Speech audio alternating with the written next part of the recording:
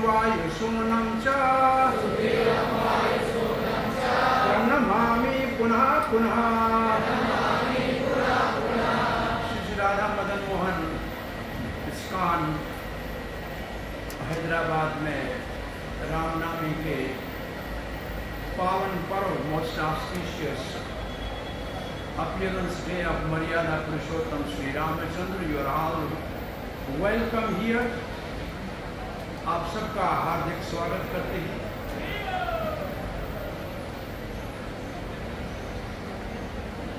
श्री रामचंद्र के आविर्भाव प्रकट्य का बसंत ऋतु है। और भगवान श्री कृष्ण कहते हैं भगवद गीता में, ऋतु नाम कुसुमाकारः, सब ऋतुओं में पुष्प जब खिलते हैं वो बसंत की ऋतु में हूँ। भगवान श्री रामचंद्र का प्रकट्य बसंत ऋतु में होता है। कौन से महीने में? विचित्र चैत्र महीने में। चैत्र महीने की शुक्ल पक्ष की नवमी तिथि को पुनर्वसु नक्षत्र में भगवान का प्रकट्य मध्यम काल का 12 बजे होता है। सूर्य वंश में भगवान श्री रामचंद्र पुनर्वसु नक्षत्र में प्रकट होते हैं। इसका अर्थ होता है जो चीज गुम हो गई है वो वापस मिल जाएगी, जो धर्म लुप्त हो गया था उन्हें पुनः स्थापित करेंगे। ऐसे भगवान के प्रकट्य का ये समय। भगवान श्री रामचंद्र का चरित्र आदि कवि रामायण जी ने लिखा है, आदि कवि वाल्मीकि जी ने लिखा है, फिर बहुत से कवियों ने उसके ऊपर लिखा है। परंतु भागवत में भी 3 अध्यायों में रामायण का वर्णन है, वो भी दूर की बात हो गई। यहाँ जिस द्वीप में हम रहते हैं, जम्बू द्वीप, ये जम्बू द्वीप जिसमें हम रहते हैं ये खारे पानी के समुद्र से घिरा हुआ है और इसमें 9 वर्ष हैं। और 9 वर्षों में एक भारतवर्ष है जिसमें हम रहते हैं। शेष 8 वर्षों में एक वर्ष है किम पुरुष वर्ष। वो इस जम्बू द्वीप में है, किम पुरुष वर्ष जम्बू द्वीप में है। वहां भगवान रामचंद्र की आराधना हनुमान करते हैं। तो जिस मंत्र से हनुमान जी इसी जम्बू द्वीप में भगवान रामचंद्र की आराधना करते हैं, आइए उस मंत्र का पाठ करते हैं। बोलिए ओम नमो भगवते उत्तम श्लोकाय नमो आर्य लक्षण शीलवर्ताय नमः उपासिक्षितात्मना उपासित लोकाय नमः साधुवाद निष्कनाय नमो ब्राह्मण देवाय महापुरुषाय महाराजाय नमः इति। ये हनुमान जी की प्रार्थना का मंत्र है। ओम नमो भगवते उत्तम श्लोकाय। हम प्रभुपाद ने लिखा है ओम बीज मंत्र है इसमें। मैं प्रभुपाद जी का अंग्रेजी में अनुवाद पढ़ देता हूँ। Let me please your lordship bye chanting the bees मंत्र ओमकार। भगवान आपकी प्रसन्नता के लिए मैं बीज मंत्र ओम का उच्चारण करता हूँ।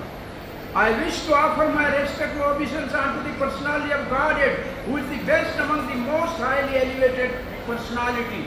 नमो पुरुषोत्तमाय। पुरुषोत्तम का मतलब सब पुरुषों में उत्तम। और अन्य स्थानों में ये लिखा हुआ है जो 3 पुरुष अवतार हैं सृष्टि करने वाले, उनसे जो उत्तम है उसको पुरुषोत्तम कहते हैं। 3 पुरुष अवतारों से जो ऊपर है वो पुरुषोत्तम है। और भगवान श्री कृष्ण को मर्यादा पुरुषोत्तम कहते हैं, श्री कृष्ण को लीला पुरुषोत्तम कहते हैं, और भगवान चैतन्य महाप्रभु को प्रेम पुरुषोत्तम कहते हैं। तो मर्यादा पुरुषोत्तम, लीला पुरुषोत्तम और प्रेम पुरुषोत्तम। और भगवान श्री चैतन्य महाप्रभु ने रामानंद राय और सनातन गोस्वामी को अपना 6 हाथों वाला रूप दिखाया था, षटभुज रूप। उसमें 2 हाथ श्री कृष्ण के बांसुरी लिया हुआ था, 2 हाथ श्री रामचंद्र के थे जिसमें धनुष लिया हुआ था, और 2 हाथ स्वयं चैतन्य महाप्रभु के थे, दंड और करमंडल लिया हुआ था। तो ये तीनों महाप्रभु में ये सब समाये हुए थे। चैतन्य महाप्रभु का षटभुज अवतार, उसमें ये सब समाये हुए थे। इसको महापुरुष कहते हैं। महापुरुष को नमस्कार करते हैं।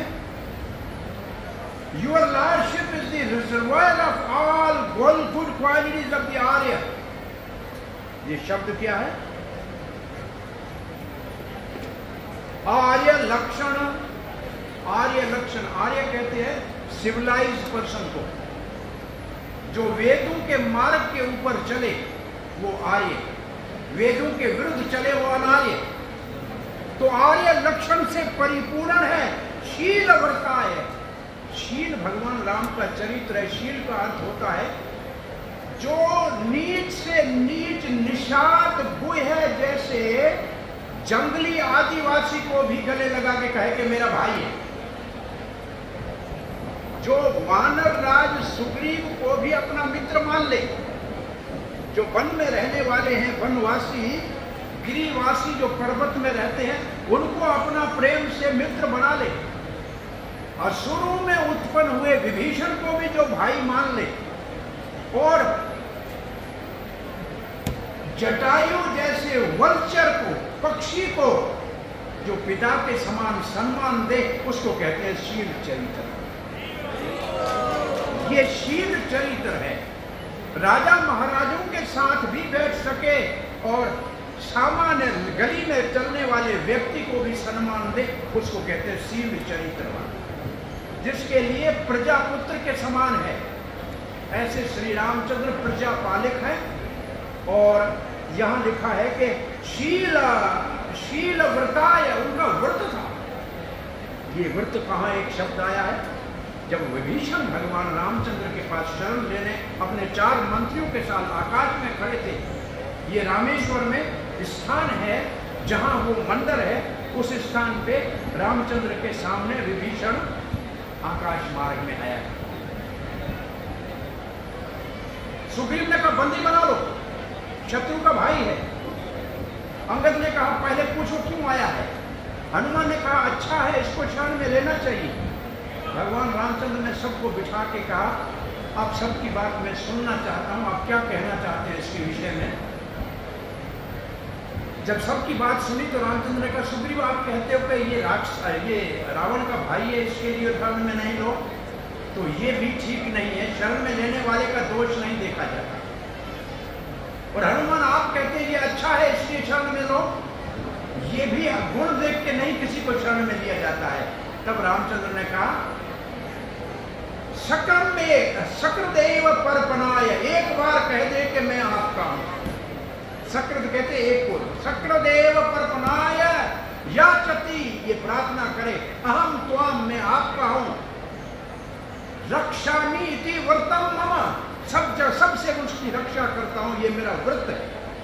ये व्रत है भगवान का। एक बार कोई कह दे कि मैं भगवान आपका हूं, सबसे रक्षा करने का भगवान ने व्रत ले रखा है, वचन ले रखा है। ऐसा ही वचन भगवान श्री कृष्ण ने दिया है, अहम त्वं सर्व पापेभ्यो, बस मेरा शरण ले लो, आपको सब संकट से मुक्त कर दूंगा। तो भगवान रामचंद्र का व्रत कैसा है। और दूसरा, एक पत्नी एक नारी व्रत धारण किया हुआ था। एक पत्नी के अधिक किसी और की तरफ आंख उठा के नहीं देखते थे। ये रामचंद्र का दूसरा व्रत था। और तीसरा व्रत था प्राण जाए वचन न जाए, रघुकुल रीत सदा चली आई। प्राण जाए वचन न जाई, वचन के पालन करने के लिए, पिताजी के वचन की आज्ञा का पालन करने के लिए 14 दास वन में हंसते हंसते चले गए। ये भगवान रामचंद्र के बड़े महान व्रत है। ऐसे व्रतों का पालन करने वाला श्री राम और प्रजा में एक व्यक्ति भी कहीं रामचंद्र के चरित्र में दोष देखे तो उसकी संतुष्टि के लिए, वो एक धोबी था, रामचंद्र को, राजा महाराजों को कुछ प्रसन्न करने के लिए, विनोद करने के लिए कुछ लोग रखे जाते हैं, उनको विदूषित कहते हैं, इसका मतलब एंटरटेनर। तो एक बार राम जी ने पूछा, बताइए मेरे लिए लोग कुछ कहते हैं, तो उसके मुख से निकल गया, महाराज लोग कहते हैं 1 वर्ष तक सीता रावण के पास रही और राम जी ने उसको स्वीकार कर ली। तो राम जी को बहुत बड़ा इस बात का कष्ट हुआ और रात को स्वयं सामान्य नागरिक के वेश में घूम रहे थे तो लोग ये बातें कर रहे थे कि इस धोबी ने अपनी पत्नी को कहा कि तुम एक दिन बाहर रही हो, मैं तुम्हें स्वीकार नहीं करूंगा, मैं राम थोड़ी हूं जो सीता को स्वीकार कर लिया।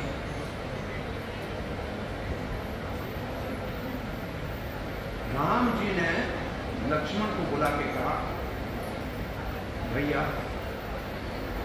सीता ने कहा था कि वो ऋषियों के आश्रम को देखना चाहती है, आप मुझसे प्रसन्न नहीं करना, इसको जाके ऋषियों के आश्रम के पास छोड़ के आ जाओ। इसके ऊपर लोग बहुत बड़ा राम जी कहते हैं कि पत्नी का परित्याग क्यों किया। जब वनवास में राम जी के साथ सीता चल रही थी, एक दिन सीता ने कहा, मेरे को अभी कभी संतान होगा ना, मैं राजमहल में उसको जन्म नहीं दूंगी। राजमहल में सियासत होती है, षड्यंत्र होता है, राजनीति होती है, इसलिए मैं किसी ऋषि के आश्रम में अपने बच्चों को जन्म दूंगी और रामचंद्र को उनकी इस इच्छा को पूरा करना। बहाना धोबी का हो गया, लेकिन रामचंद्र की इस सीता की मनोकामना को पूरा करना था कि बालकों का जन्म ऋषि के आश्रम में होना चाहिए। राजकुल में जन्म में राजनीति होती है और बड़ा षड्यंत्र होता है। सीता ने ये आंखों से देखा था, लेकिन वो धोबी रामचंद्र ने छोड़ दिया। श्री कृष्ण जब मथुरा में गए तो कंस के उस धोबी का हाथ से ही गला काट के फेंक दिया और उस जगह जाके उस धोबी का हिसाब चुकतू कर दिया। तो भगवान श्री रामचंद्र शील व्रताय, उनका व्रत बहुत शील है, एक बार वचन की रक्षा करनी। और ये कितना बड़ा भारी व्रत था। अंत समय जब जाने का समय था तो साक्षात काल आया भगवान से मिलने के लिए और कहा, मैं से आपसे अकेले में बात करूंगा, इस बीच में जो आए उसका आपको परित्याग कर, उसको आपको मृत्यु दंड देना पड़ेगा। बाहर लक्ष्मण को खड़ा कर दिया। दुर्वासा ऋषि आए, बोला मुझे राम जी से मिलना है। अब लक्ष्मण कहते इसको मना करेंगे तो ये श्राप दे देगा, वर्ष नाश हो जाएगा। अंदर जाएगा तो अकेले मेरे को दंड मिलेगा, मैं दंड स्वीकार करता हूं, मेरे राज की रक्षा करनी है। दुर्वासा अंदर चला गया, काल चल के उठ के चला गया। राम जी ने पूछा, साहब आए स्वामी क्या सेवा करो? बोला भूख लगी है, भोजन कराओ। अरे राम राम, इतनी बात के लिए इतना बड़ा झमेला किया। बोला भूख लगी है, भोजन कराओ। दुर्वासा भोजन के लिए बहुत प्रसिद्ध है, पांडवों के पास चले गए, भोजन कराओ। 10,000 शिशुओं के साथ चले गए, दोपहर को 1 बजे, 12 बजे उन्होंने भोजन कर लिया। द्रौपदी का पात्र समाप्त हो गया। कहा कि मैं स्नान करके आता हूँ, 10,000 लोगों के लिए भोजन तैयार। बोला हाँ जी। द्रौपदी कुछ तैयार करो। बोला आज नहीं होगा कुछ भी, वो अक्षय पात्र समाप्त कर दिया, कल मिलेगा। बोला ऋषि को कैसे मना करेंगे? हाँ, द्रौपदी ने कहा हे कृष्ण, इस संकट से कैसे उठो? कृष्ण भागता हुआ आया और आते ही कहा, द्रौपदी बहुत भूख लगी। बोला आप भी भूखे आए? पहले 10,000 भूखे यहाँ घूम रहे हैं। बोला वो तुम्हारा पात्र लाओ, मुझे बहुत भूख लगी है। वो पात्र लाई तो उसमें थोड़ा सा एक चावल का दाना और एक स्पिनच का पत्ता पड़ा। कृष्ण लेके खाया, मैं संतुष्ट, जगत संतुष्ट। और वो स्नान करते हुए सारे 10,000 चेलों का पेट पूरा डकारे आने लगे। बोला महाराज आज खा नहीं पाएंगे। गुरुजी, बोला 10,000 प्लेट का ऑर्डर दिया हुआ, कैंसिल कैसे करेंगे? और नहीं जाएंगे, अच्छा नहीं है, भागो यहाँ से। और श्री कृष्ण ने कहा भीमसेन जाओ, महाराज को कहो अपने शिष्यों के साथ आओ, भोजन करो। बोला महाराज युधिष्ठिर भोजन खाएं। बोला जाओ तो सही। भीमसेन वहां पहुंचा, बोला महाराज भोजन। बोला आज सबका पेट भर गया, आज हम नहीं जाएंगे, फिर कभी आएंगे। भीमसेन ने कहा महाराज चलो ना, प्रसाद तैयार है। बोला भोजन कराते हैं ब्राह्मण को आशीर्वाद के लिए ना, मैं आशीर्वाद दोनों हाथों से देता हूँ, तुम्हारा वनवास सुख से बीत जाए, तुम्हें राज मिल जाए, बस आशीर्वाद मिल गया ना। अब भीम को मजा आया, बोला एक और आशीर्वाद दे दो गुरुजी। बोला क्या चाहिए? जो चाहिए मांग लो, प्रसाद नहीं खाएंगे। आप लोगों को प्रसाद मिलेगा, आप चिंता मत करो। अब भीमसेन कहता है मैं ज्यादा खाता हूं, मेरे को वृकोधर कहते हैं, और मैं ज्यादा खाता हूं तो सोच भी ज्यादा जाना पड़ता है। आप एक आशीर्वाद दो, खाओ, मैं सोच शकुनी जाए, क्योंकि ये सारा शकुनी का किया धरा है, आपको भेजा है 12 बजे। और दुर्वासा ने कहा तथास्तु, ऐसे ही होगा। वापस गया भीमसेन, कहा आए नहीं? बोला आज नहीं आए, कृष्ण मुस्कुरा रहे थे। बोला अब मैं जाऊं? भीमसेन का जाओ मत, हम तो नगर में जा नहीं सकते, क्योंकि हमारा तो वनवास व्रत है। आप बाजार से कोई अच्छी पुड़िया ऐसी लाया दो जिससे पेट साफ होता हो। बोला ऐसा क्यों मांग रहे हो? बोला आशीर्वाद मिला है आज मैं 100 बार सोच का ऐसा दवा खाऊंगा, शकुनी सारा दिन बाथरूम में बैठा होगा। ये पहला आतंकवादी अफगानिस्तान से आया था।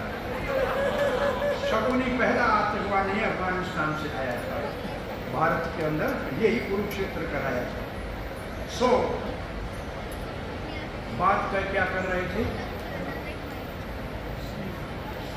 हरे कृष्णा कृष्णा कृष्णा हरे हरे, हरे राम राम राम हरे हरे। तो ये भोजन वाली बात आपको बता दी। तो यहाँ लिखा है शीलव्रताय नमः उपशिक्षित आत्मने, स्वयं राम भगवान होते हुए आत्मा ने स्वयं उपशिक्षित अपने गुरु जी के पास जाके शिक्षा ली, वशिष्ठ जी के पास शिक्षा ली। अब जब महाराज दशरथ अपने चारों पुत्रों को दशरथ के पास ले गए वशिष्ठ जी के पास, वशिष्ठ जी ने महाराज आप जाइए, मैं इनका शिक्षा का प्रबंध करता हूँ। वशिष्ठ जी जैसे बाहर निकले, दशरथ जी जैसे बाहर निकले, वशिष्ठ जी ने प्रणाम किया राम को। बोला मैं ये तो जानता हूँ कि आप स्वयं भगवान हैं। ब्रह्मा जी ने मेरे को पुरोहित होने के लिए कहा था कि आप रघुवंश के पुरोहित हो जाओ। मैंने कहा पुरोहित ही अच्छा काम नहीं है। ब्रह्मा ने कहा राम जी का गुरु होने का सौभाग्य प्राप्त होगा, इसलिए मैंने पुरोहित स्वीकार की। आज मेरे को आपके गुरु होने का सौभाग्य प्राप्त किया है। ज्ञान सब आपका है, जैसे पानी समुद्र का होता है, बादल ऊपर से सिर्फ वर्षा करता है, ऐसे ज्ञान सब आपका है राम, मैं आपको ही आपके ऊपर वर्षा करके बता देता हूं। अब मेरे को आप अनुमति दें। तो ऐसे आत्म उपशिक्षित उपासित लोकाय, उपासित लोकाय का मतलब सारी प्रजा रामचंद्र की उपासना करती थी, अथवा रामचंद्र अपनी प्रजा को पूजनीय मानता था। दोनों अर्थ निकलती। रामचंद्र अपनी प्रजा को पूजनीय मानता था, और प्रजा रामचंद्र, पहले जमाने में जो राजा होते थे ना, बाहर निकलते थे, वो प्रजा के हृदय के ऊपर राज करते थे। बाहर आते थे, लोग फूल बरसाते थे, जय हो महाराज की, जय हो महाराज की। और आजकल के राजा सबके दिमाग के ऊपर राज करते हैं, बाहर निकलते हैं तो लोग गोलियां बरसाते, ट्रक ट्रक ट्रक ट्रक। फूल कोई नहीं बरसाता है राजों के ऊपर, क्योंकि वो अब कोई भी भगवान के दिल पे राज नहीं करता है। जहाँ भगवान बैठा है, इसका मतलब दिल पे राज करने का मतलब जो सबको भगवान की भक्ति में लगाए, क्योंकि दिल में तो भगवान बैठा हुआ है। जो ऐसा काम करता है उस राज को राजा ऋषि कहते हैं, और अन्य राजा वो तो बेचारे भिखारी है, वोट मांगने के लिए आते हैं, दे दो दे दो दे दो, है भिखारी है भाई। सबके दरवाजे के ऊपर भिक्षा भे वोट मांगने जाते हैं ना, तो ये भिखारी हुए और क्या। ये राजा कहाँ से हुए? लेकिन किसी के पास राज मुकुट देखा है आपने राजा के पास? और महाराज राम के राज में हर नागरिक के पास सोने का मुकुट और कानों में सोने के कुंडल और बड़ा महल था। इसके ऊपर हम जब चर्चा करते हैं तो कहते हैं राम जी के राज में सब प्रजा के पास सोने का मुकुट था। हमारे राजाओं के पास भी मुकुट नहीं सोने का, और अगर होगा तो भी किसी कांड का होगा, कहीं कमा के घर में कोई ना कोई कांड किया होगा।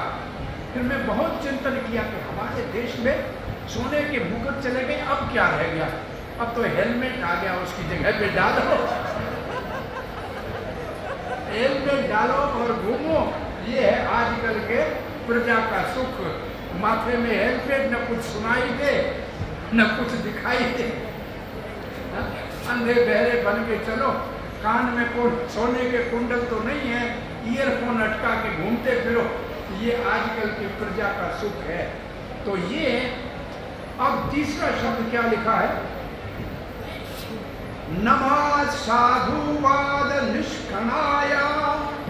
साधुवाद निष्कणाय का अर्थ ये है कि जैसे सोने को परखना होता है तो कसौटी के ऊपर परखा जाता है, 24 कैरेट है कि 22 कैरेट है।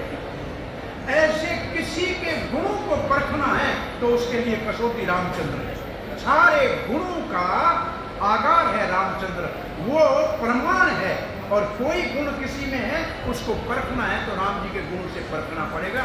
इसको कहते हैं राम जी कसौटी है।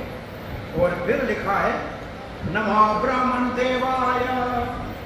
ब्राह्मण जिनकी उत्तम श्लोकों के साथ प्रार्थना करते हैं, ऐसे भगवान रामचंद्र अथवा भगवान रामचंद्र जो ब्राह्मण, जैसे कृष्ण गो ब्राह्मण हिताय, ऐसे जो ब्राह्मणों का सम्मान करते हैं और ब्राह्मण जिसकी महिमा गाते हैं, ऐसे भगवान श्री राम। नमो ब्राह्मण देवाय, नमो महापुरुषाय, नमो महाराजाय च।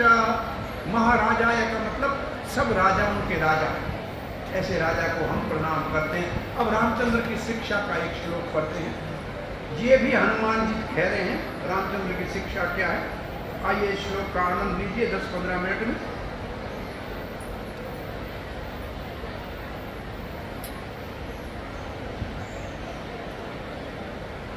मर्त्यावतारस्त्वा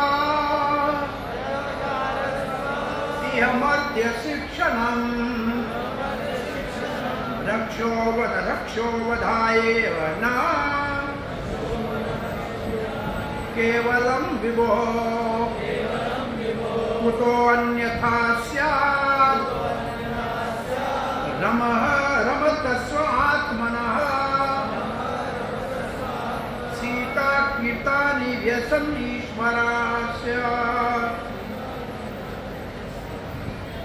मर्त्य अवतार तो भगवान राम को मानव का अवतार लेना पड़ा। मर्त्य कहते मानव को। क्यों लेना पड़ा? रावण जब तपस्या कर रहा था, कहां? गौकर्ण में एक सर काट के स्वाहा करता था, 10वां सिर कटने वाला था। तब ब्रह्मा जी ने कहा, विशर्वा के पुत्र, पुलस्त के पुत्र, मैं आपकी तपस्या से संतुष्ट हुआ, मांगो क्या वर चाहिए।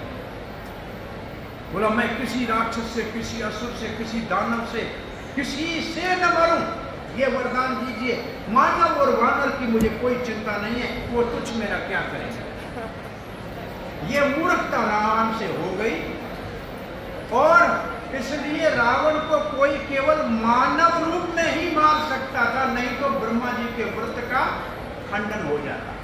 इसलिए राम जी ने मानव रूप में अवतार लिया और हमेशा अपने को दशरथ का पुत्र ही कहा। वाल्मीकि रामायण में भगवान कह के राम को मात्र 1-2 जगहों पे कहा गया है, नहीं तो मानव के, क्योंकि नहीं तो रावण जाके ब्रह्मा जी से झगड़ा करता कि आपने कहा था कि कोई मुझे नहीं मारेगा देवता, ये तो भगवान है। इसलिए अच्छा है कि आप मानव जैसे मर्त्य अवतारत्व, इसलिए मर्त्य अवतार लिया। और फिर क्या लिखा है? यह मतलब इस दुनिया में जीते जी मर्त्य शिक्षणम, हमको शिक्षा देने के लिए भगवान ने अवतार लिया था। To give, this is specially to give instruction to the living being on this planet. ये राम जी के अवतार का मुख्य उद्देश्य था। अब दूसरी लाइन कहती है रक्षो वधाय न केवल रावण को मारना भगवान का उद्देश्य नहीं था। वैसे हम सब जानते हैं कि रावण जय और कुंभकर्ण विजय, ये दोनों वैकुंठ के द्वारपाल थे, भगवान के अपने पार्षद हैं। लेकिन भगवान जानते हैं इनको, तो उनका वध करने नहीं आए, उनका उद्धार करने आए, उनको वापस लेने के लिए आए। तो लिखा है वध करना केवल नहीं था, तो उद्देश्य क्या था? शिक्षा देना मुख्य उद्देश्य था। शिक्षा क्या है? दूसरी शिक्षा बाद में बताते हैं। पहली शिक्षा ये है, जय विजय 3 बार असुर बने। पहली बार हिरण्यकशिप बना, हिरण्यकशिपु बने। हिरण्य कहते हैं सोने को, कशिप कहते हैं गधेले वाले बिस्तर को।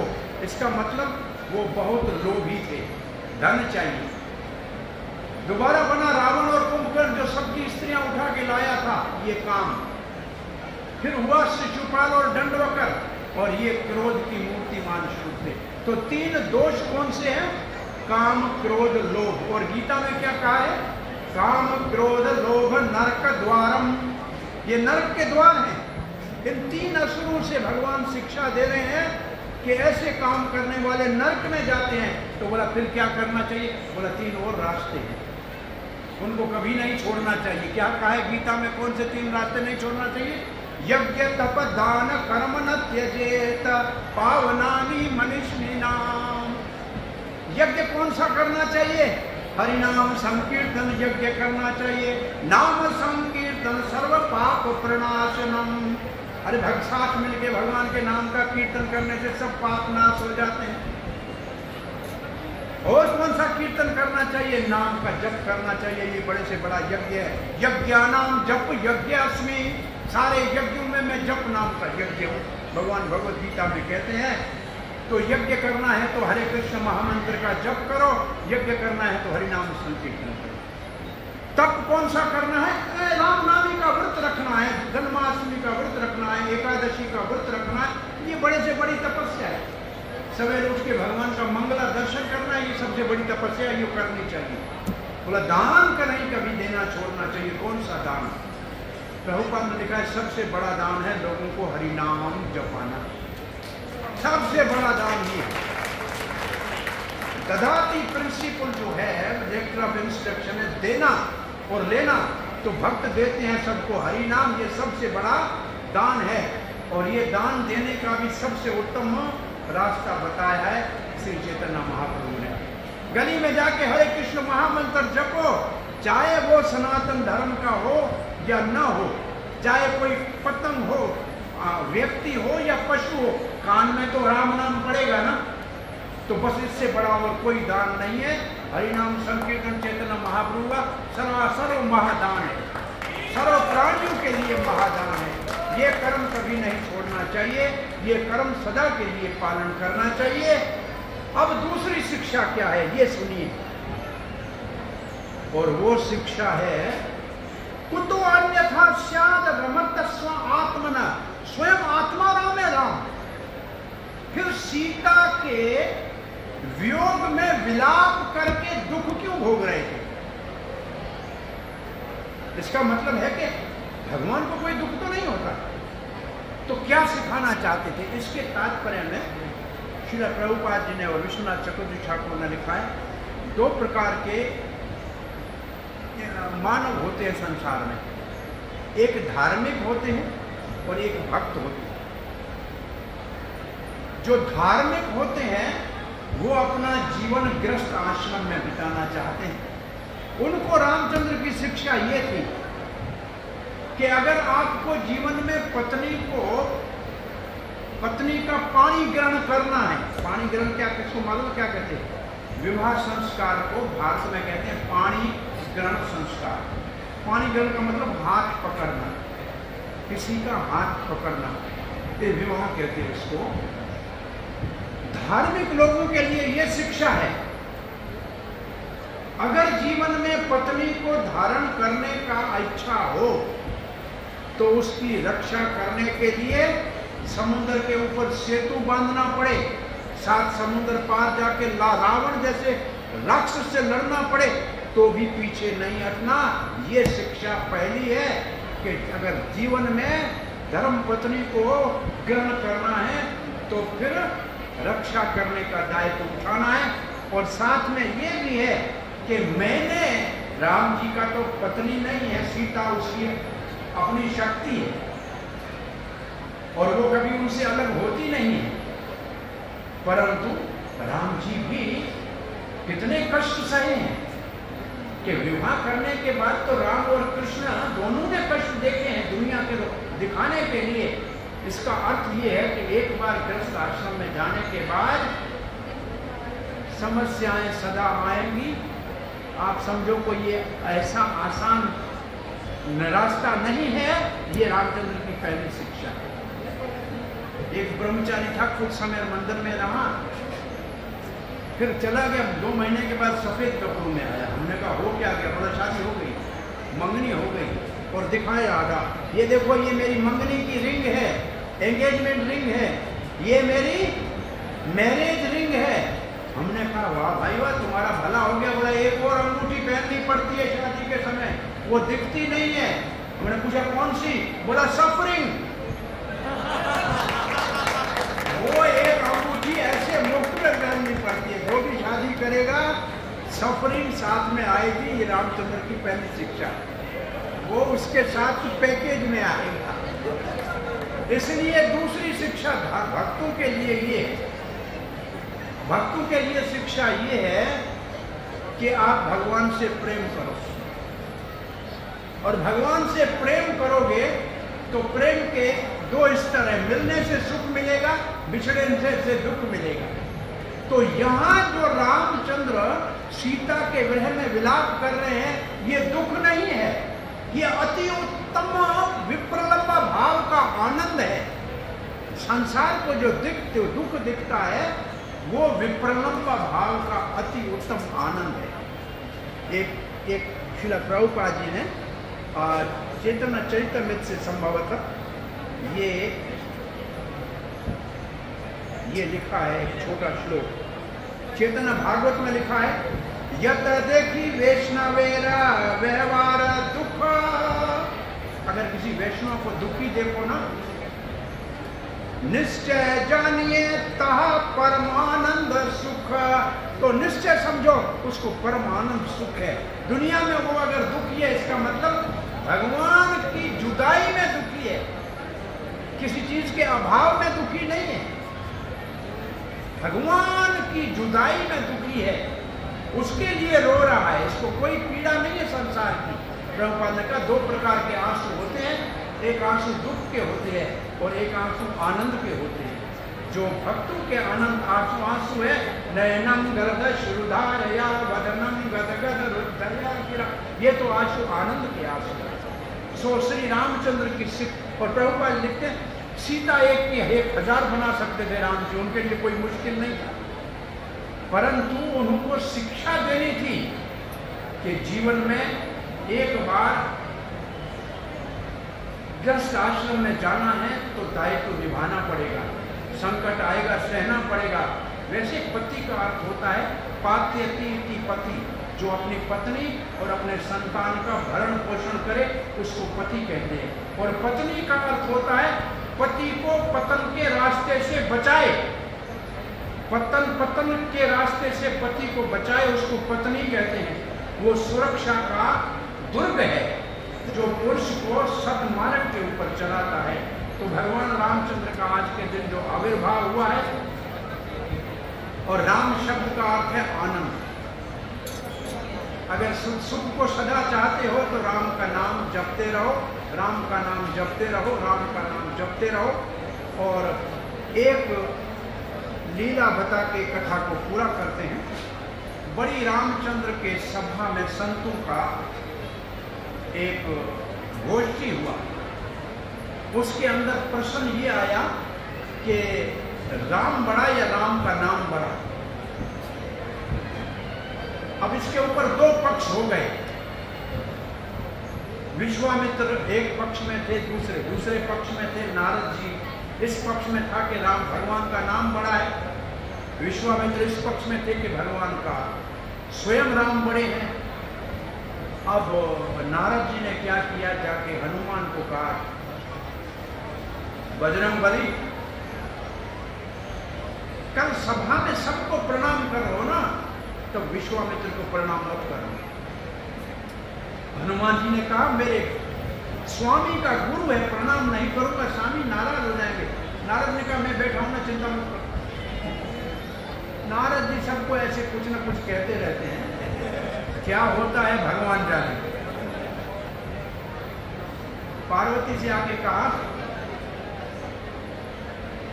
कि शंकर जी आपसे प्रेम करते हैं, बोला क्यों नहीं करते, करते हैं ना। तो बोला उसके गले में जो मुनियों की माला है उससे पूछना किसकी है, बताएंगे नहीं, और आपको बताए तो समझना प्रेम करते हैं। अब वो शंकर जी घर आए, पार्वती कहती है बताइए ये मुनियों की माला किसकी। बोला इस बात को छोड़ो, ये नहीं बताऊंगा। जिद किया तो शंकर ने पूछा कि कोई नारद जी आए थे क्या यहाँ, ऐसी कोई बात खास हो गई है, आज तक कभी नहीं पूछा है। बहुत जिद किया। नारद ने यह भी कहा था कि बताएगा नहीं, अगर बता दे तो आप कहना अमर कर दो, अमर बना दो। दो बातें कही थी। बहुत हठ किया, स्त्री का हठ तो बहुत, राजा का हठ, बाल हठ, स्त्री हठ, वो इसको तो कोई नहीं निभा सकता है। शंकर जी ने कहा ये तेरी खोपड़ी है, तुम मरी हो 51 बार, ये आखिरी वाली खोपड़ी है, सती की है, सुना। और कहती है पार्वती मुझे अमर बनाओ, अमर बनाओ, अब नहीं मरना। बोला चलो अमरनाथ। अमरनाथ ले गए और भागवत की कथा शुरू की। भागवत की कथा ही अमर बनाने वाली है, इसको अमृत कहते हैं वास्तव में। 5वां स्कंद जब भागवत का किया तो पार्वती को नींद आ गई। 5वें स्कंद में ऐसी कथा है सबको नींद आती है। तो शंकर जी ने कथा बताने से पहले तांडव नृत्य किया ताकि सब जीव चले जाएं। एक अंडा पड़ा था वहां, 5वें स्कंद तक अंडा फूटा, उससे एक तोता निकला। पार्वती सो गई तो तोता हाँ हाँ कर रहा था। शंकर जी ने देखा पार्वती तो समाधि में है, ये हाँ हाँ कौन सा जीव कर रहा है, ये कहां से भागवत सुन गया। त्रिशूल लेके तोते के पीछे भागे।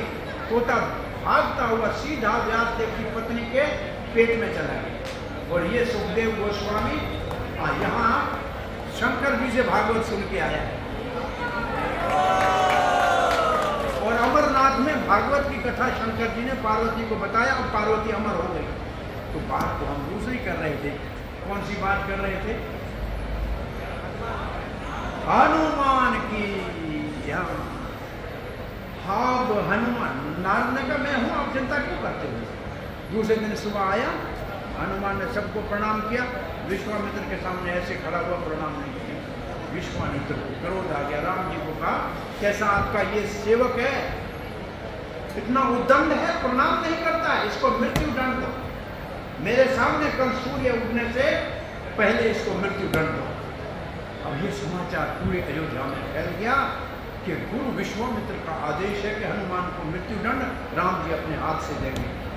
हनुमान को पता लगा, बोले नारद जी हमको डाला संकट में, अब स्वामी के हाथ में होगा धनुष तो कोई बचेगा, राम बाण से तो कोई बचा नहीं। एक बार राम जी एक मेंढक के ऊपर अपना ऐसे धनुष से बाण का अनुसंधान किया, मेंढक चुप हो गया। राम जी ने कहा तुम्हारे को सांप जब पकड़ने आता है तो जोर से चिल्लाते हो और मैं मार रहा हूं चिल्ला। बोला जब सांप आता है तो आपको पुकारता हूं, अब आप मार रहे किसके पास जाऊं, अब तो कोई रास्ता ही नहीं बचा। तो हनुमान जी कहते मेरी तो ये हाल है, और कोई हो तो मैं उसको मार दूं, लेकिन राम जी के सामने मैं क्या करूंगा। नारद ने कहा मैं हूं ना, तुम चिंता मत करो, एक काम करो, सरयू के उस तरफ जाके वो जो बड़ा पेड़ है उसके नीचे बैठ के राम राम जपो, बाकी काम मैं संभाल लूंगा। दूसरे दिन सुबह हुई, विश्वामित्र ने कहा राम जी चलिए दंड दीजिए हनुमान को। गुरु की आज्ञा का पालन करिए, धनुष उठाया राम जी ने। पता करो हनुमान कहाँ है, पता किया कि वो सरयू के उस पार बैठा है पेड़ के नीचे। अब यहाँ से विश्वामित्र खड़ा है, सारे ऋषि खड़े। राम जी ने बाण का अनुसंधान किया, बाण वहां जाए और वहां जाके हनुमान के चारों ओर से घूम रहा है। सबको आश्चर्य लगा, वहां जाके देखें तो बाण घूम रहा है, हनुमान राम राम कर रहा है। अब नारद जी वहां प्रकट होके कहे आपको आपस में किस बात के ऊपर चर्चा कर रहे थे? राम बड़ा या राम का नाम बढ़ाना? विश्वामित्र जी, अब आप क्रोध छोड़िए, भगवान के ऊपर आप ज्यादा अब अपना गुरु वाला आदेश मुख से मुक्त कीजिए। अब हम आपको ये कहना चाहते हैं कि हमारे प्रश्न का उत्तर मिल गया कि राम जी स्वयं है, लेकिन राम का नाम लेने वाला हनुमान जी है, वो बड़ा है, देखो मरा नहीं है, इसलिए भगवान से भगवान का नाम बड़ा है। भगवान जब यहाँ थे तो 5-7 का उद्धार किया था, अहल्या का उद्धार किया, सुग्रीव को राज दिलाया, विभीषण को राज दिलाया, लेकिन राम राम जपते लाखों लोग आज भी भगवान के धाम जा रहे हैं। इसलिए राम का नाम लो, अपने जीवन को सफल करो। श्री राम लक्ष्मण हनुमान की जय, गौर प्रेमानंदे। आपका कोई प्रश्न जिज्ञासा है तो पूछ सकते हैं, टाइम अपना 1 बजे तक था। किसी का कोई प्रश्न जिज्ञासा है रामचंद्र के विषय में? हाँ जी, कोई नहीं? क्या है बेटी, बोलो।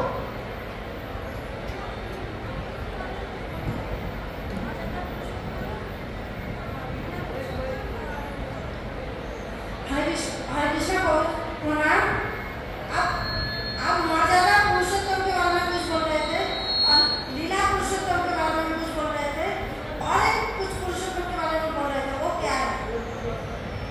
भगवान रामचंद्र मर्यादा पुरुषोत्तम है। वो मर्यादा स्थापन करने आए हैं कि पुत्र को क्या करना चाहिए, पुत्र का धर्म क्या है, पिता का धर्म क्या है, भाई का धर्म क्या है, ये सिखाने के लिए आए थे। मर्यादा, राजा का धर्म क्या है, विशेष रूप से प्रभुपाद जी कहते हैं राजा का धर्म सिखाने के लिए रामचंद्र आए थे। एक पुत्र को कैसा आज्ञाकारी होना चाहिए, एक पिता को कैसे होना चाहिए, एक पति को कैसे होना चाहिए, ये है मर्यादा। और लीला पुरुष और मर्यादा पुरुषोत्तम के शिक्षाओं को धारण करना चाहिए। हमको भी आज्ञाकारी बनना चाहिए, परंतु लीला पुरुषोत्तम की लीला का आनंद लेना है। हम रासलीला नहीं कर सकते, कृष्ण ही रासलीला कर सकता है। तो लीला पुरुषोत्तम, इसका मतलब जो पुरुष लीला करता है वैसी लीला हम कर नहीं सकते हैं, उनका अनुकरण नहीं कर सकते हैं, उनका अनुस्मरण कर सकते हैं, उसको केवल याद कर सकते हैं।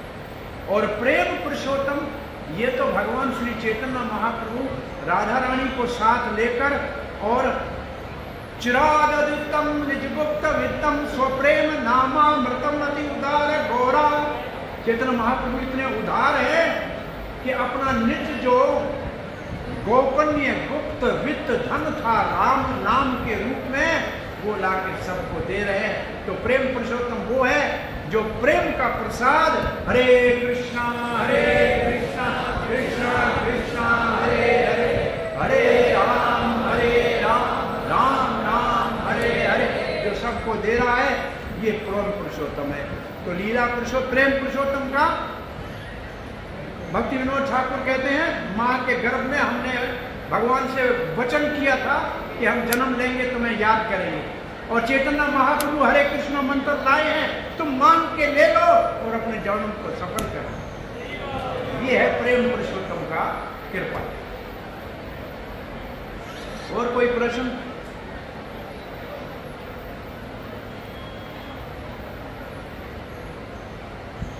राम राघव राम राघव राम राघव रक्षा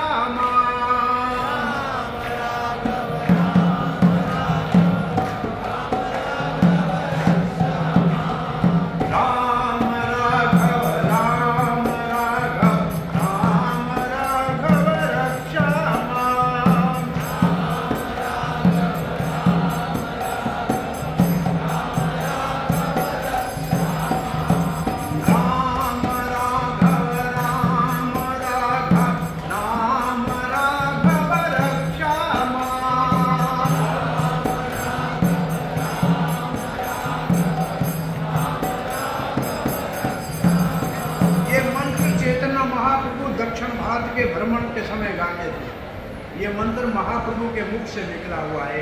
ये पुरुषोत्तम भगवान के प्रेम पुरुषोत्तम का प्रसाद